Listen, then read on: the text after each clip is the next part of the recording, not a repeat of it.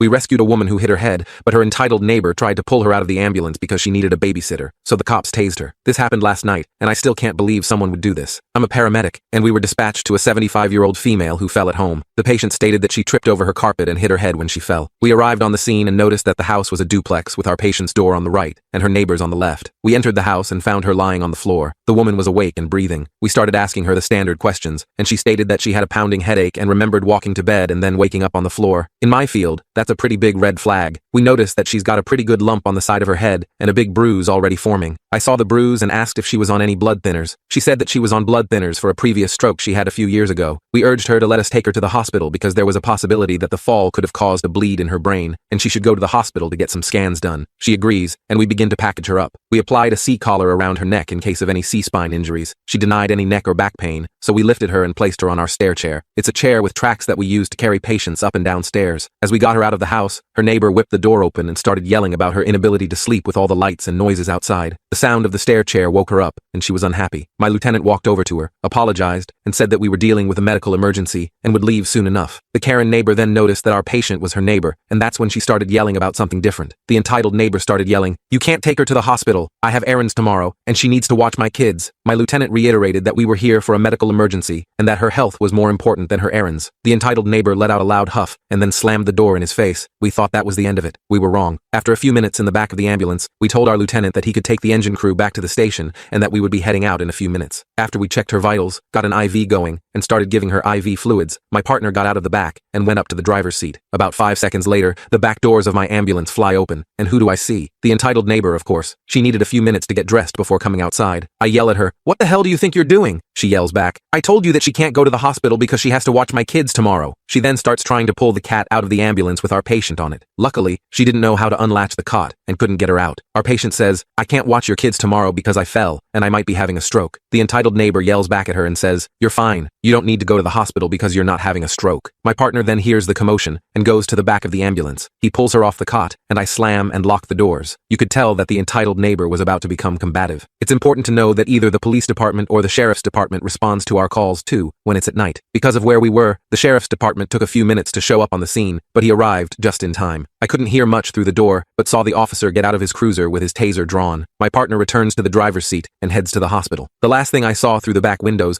was the entitled neighbor stomping towards the officer and then her hitting the ground after being tased. Super satisfying to watch. I was talking with my patient and asked what that was all about, and she said that the entitled neighbor would just drop her 3 young kids off at her house and leave for several hours at a time with no notice. My patient had no idea that she was supposed to watch the kids at all because, again, the entitled neighbor never even gave her a heads up about these things.